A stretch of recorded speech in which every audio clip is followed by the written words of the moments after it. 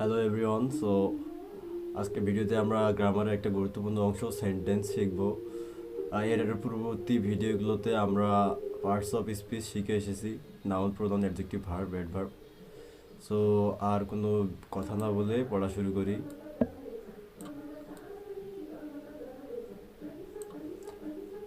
পড়াশোনা শুরু করার আগে সেন্টেন্স কেন শিখব? সেন্টেন্স হলো ইংরেজি শেখার মূল ভিত্তি। তুমি যদি পার্টস অফ স্পিচ শিখে থাকো, মানে যেগুলো আমরা শিখে আসলাম, তাহলে এখন জানতে হবে এই শব্দগুলো একসাথে কিভাবে বসে এবং একটা অর্থপূর্ণ বাক্য তৈরি করে। পার্টস অফ স্পিচ মানে কথার অংশ। সো প্রত্যেকটা অংশ একটা করে শব্দ, তো একটা করে স্পিচের অংশ।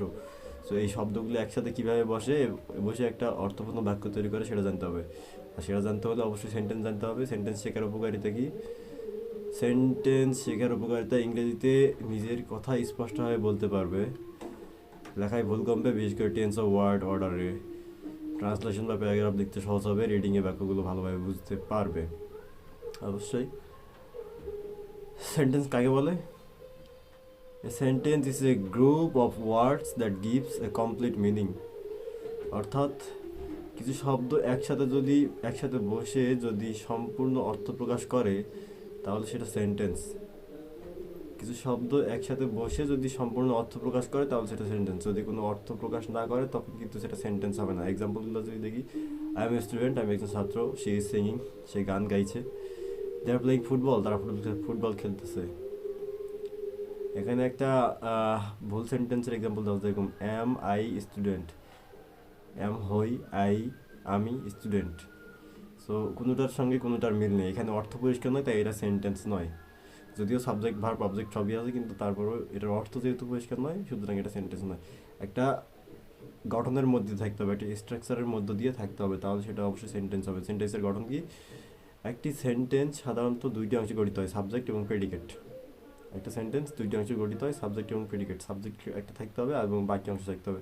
সাবজেক্ট কী করে, কে কাজটি করছে সেটা বোঝায়, ঠিক আছে। আর প্রেডিকেট কাজটি কী বা কর্তার সম্পর্কে যা বলা হয় তা, কাজটি কী বা কর্তার সম্পর্কে যা বলা হয়।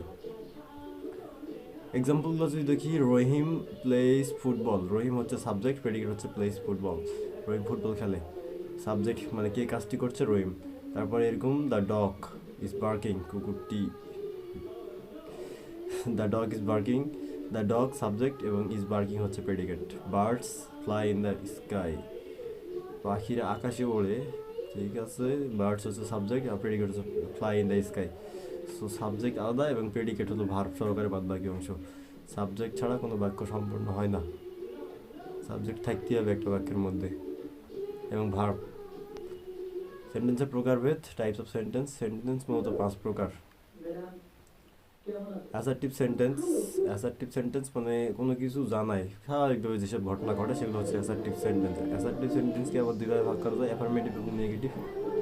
একটা হ্যাঁ বোঝায়, একটা না বোঝায়। এগুলো আমরা পরবর্তী সময়ে জানবো, কিন্তু আজকের এই ভিডিও ছোটো করার স্বার্থে আমি প্রত্যেকটা সেন্টেন্সের শুধু এক্সাম্পল একটা করে দিয়ে দেখে দিচ্ছি, কারণ এগুলো নিয়ে যদি আবার আলাদা করে বলতে চাই তাহলে অনেকগুলো সময় লাগবে। অ্যাসার্টিভ সেন্টেন্স কোনো কিছু স্বাভাবিকভাবে যেগুলো ঘটে সেগুলো, উদাহরণ এক্সাম্পল, চাই লাভ মাই কান্ট্রি, আমি আমার দেশকে ভালোবাসি, স্বাভাবিক সেন্টেন্স। ইন্টারোগেটিভ, প্রশ্ন করে, ডু ইউ লাইক টি, তুমি কি চা পছন্দ করো, যে কোনো ধরনের প্রশ্ন, সেটা হচ্ছে ইন্টারোগেটিভ সেন্টেন্স। তারপর হচ্ছে ইম্পারেটিভ সেন্টেন্স, আদেশ, অনুরোধ, পরামর্শ, উপদেশ, এই ধরনের যে কথাগুলো সেগুলো হচ্ছে imperative sentence. Please open the ডোর, দয়া করে দরজাটা খোলো, অনুরোধ। ওপেন দ্য ডোর, দরজাটা খোলো। এখানে দেখো সাবজেক্ট কিন্তু নেই, কিন্তু সাবজেক্ট যদি দেই, please you open the door, you subject, সুতরাং ইউ সাবজেক্ট, এই ইউটা ব্যবহার করার কোনো দরকার নেই। সেক্ষেত্রে ইম্পারেটিভ সেন্টেন্সের ক্ষেত্রে সাবজেক্টটা উজ্জ্ব থাকে, মানে সাবজেক্টটা ইচ্ছা করে বসানো হয় না। এরপরে আছে এক্সক্লেমেটরি সেন্টেন্স, বিস্ময় বা অনুভূতি প্রকাশ করে। হোয়াট এ বিউটিফুল ফ্লাওয়ার, বিস্ময় বা অনুভূতি, মানে হঠাৎ আবেগ, অনুভূতি, এগুলো যে সেন্টেন্সের মাধ্যমে প্রকাশ করা হয় সেটা হচ্ছে এক্সক্লেমেটরি সেন্টেন্স। আর এই ক্ষেত্রে অবশ্যই এক্সক্লেমেশন যে চিহ্নটা, এই চিহ্নটা, হোয়াট এ বিউটিফুল ফ্লাওয়ার, তারপরে এক্সক্লেমেশন চিহ্ন, এই চিহ্নটা থাকবে, কি সুন্দর ফুল। তারপর আছে অপটেটিভ সেন্টেন্স, প্রার্থনা বা ইচ্ছা প্রকাশ করে, মে ইউ লিভ লং, প্রার্থনা বা ইচ্ছা, মে আল্লাহ ব্লেস ইউ। এই যে অপটেটিভ সেন্টেন্সগুলো হচ্ছে কোনো ইচ্ছা বা প্রার্থনা বা দোয়া করা, এই ধরনের যে সেন্টেন্সগুলো সেগুলো হচ্ছে অপটেটিভ সেন্টেন্স। আর সেন্টেন্স এরকম example, may you live long, তোমার দীর্ঘ আয়ু হোক। 5 প্রকারের এই সেন্টেন্সের সিস্টেমগুলো আমরা জেনে নিলাম। তারপরে এখন চিনবো সেন্টেন্স চেনার উপায়। সেন্টেন্স চেনার উপায় কি, আমরা ইংরেজিতে যত পড়াশোনা করি সবগুলোই তো একটা না একটা সেন্টেন্স, সুতরাং সেন্টেন্স চেনার জন্য আর আলাদা করে কিছু বলা দরকার নেই, এটা সম্পূর্ণ অর্থ প্রকাশ করবে। এতে সাবজেক্ট এবং ভার্ব থাকতেই হবে, এবং এটি একটি ফুল স্টপ অথবা কী বলে এটা, ইন্টারোগেশন, এক্সক্লেমেশন চিহ্নগুলো থাকবে। ঠিক আছে, আজ আমরা কি শিখলাম? সেন্টেন্স কি, অর্থপূর্ণ শব্দগুচ্ছ। এক্সাম স্ট্রাকচার হচ্ছে সাবজেক্ট প্লাস প্রেডিকেট, সাবজেক্ট এবং তারপরে বাকি অংশ। প্রকারভেদ 5 প্রকার: assertive, interrogative, imperative, exclamatory, optative. Assertive যে কোনো ধরনের কথা, ইন্টারোগেটিভ প্রশ্ন, ইম্পারেটিভ আদেশ অনুরোধ উপদেশ, এক্সক্লেমেটরি বিস্ময় আবেগ অনুভূতি, অপটেটিভ এটা কী করে, অপটেটিভ হচ্ছে কী করে দেখলাম, দোয়া করা, প্রার্থনা করা, এই যে প্রার্থনা বা ইচ্ছা প্রকাশ করে, এই ধরনের সেন্টেন্স অপটেটিভ সেন্টেন্স।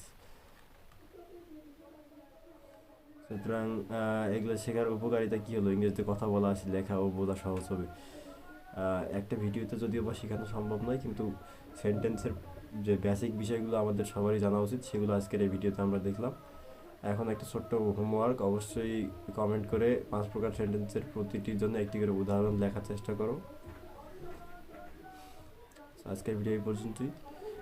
ভালো লাগলে ভিডিওটিতে লাইক করে দেবে এবং please subscribe to my channel.